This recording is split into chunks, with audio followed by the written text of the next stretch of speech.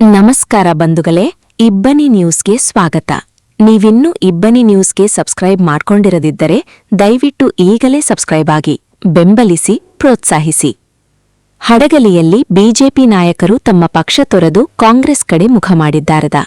ಇಂದು ಅಂದರೆ 13/5/2026 ಬುಧವಾರ ಕತ್ತೆಬೆನ್ನೂರು ಗ್ರಾಮದ ಗುತ್ತಲ ಶಿವಣ್ಣ ವಕೀಲರ ಕಣದ ಆವರಣದಲ್ಲಿ ಮಾಜಿ ಸಚಿವರಾದ ಪಿಟಿ ಪರಮೇಶ್ವರ ನಾಯಕ್ ಅವರ ಸಮ್ಮುಖದಲ್ಲಿ ವೀರಶೈವ ಸಮಾಜದ ಮುಖಂಡರು, ಹಿರಿಯ ರಾಜಕಾರಣಿಯೂ ಆಗಿರುವ ಹೈಕೋರ್ಟಿನ ಹಿರಿಯ ವಕೀಲರೂ ಆದ ಎಸ್ ಗುತ್ತಲ ವಕೀಲರು ಮತ್ತು ಅವರ ಸಂಗಡಿಗರು ಬಿಜೆಪಿ ಪಕ್ಷವನ್ನು ತೊರೆದು ಮರಳಿ ಮಾತೃಪಕ್ಷವಾದ ಕಾಂಗ್ರೆಸ್ ಪಕ್ಷಕ್ಕೆ ಸೇರ್ಪಡೆಯಾಗಿದ್ದಾರೆ.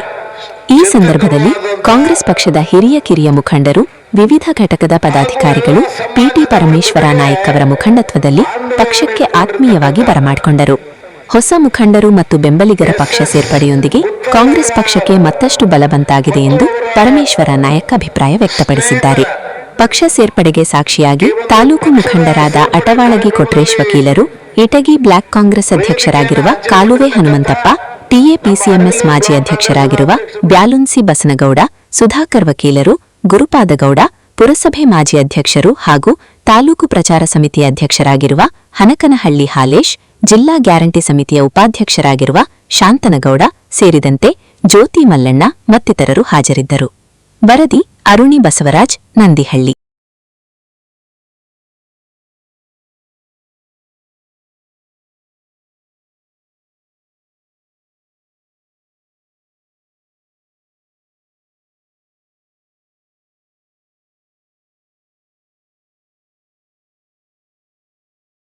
ಎಲ್ಲರ ಸಮ್ಮುಖದಲ್ಲಿ ಕಾಂಗ್ರೆಸ್ ಪಕ್ಷಕ್ಕೆ ಮರು ಸೇರ್ಪಡೆಗೊಂಡಂತ ಹಿರಿಯ ವಕೀಲರು, ಈ ಭಾಗದ ಮುಖಂಡರು, ಪ್ರಗತಿಪರ ಚಿಂತಕರು ಆದಂತ ಹಾಗೂ ಎಲ್ಲ ಸಮಾಜದವರ ಜೊತೆಗೆ ಬಾಂಧವ್ಯವನ್ನು ಇಟ್ಕೊಂಡಿರ್ತಕ್ಕಂಥ ಎಸ್ ಗುತ್ತಲ್ ಅವರ ಮತ್ತು ಅವರ ಸ್ನೇಹಿತರ ಈ ಒಂದು ಪಕ್ಷದ ಸೇರ್ಪಡೆ ಕಾರ್ಯಕ್ರಮದಲ್ಲಿ ವೇದಿಕೆಯನ್ನು ಹಂಚಿಕೊಂಡಿರ್ತಕ್ಕಂಥ ನಮ್ಮ ಹಡಗಲಿ ಬ್ಲಾಕ್ ಕಾಂಗ್ರೆಸ್ನ ಅಧ್ಯಕ್ಷರು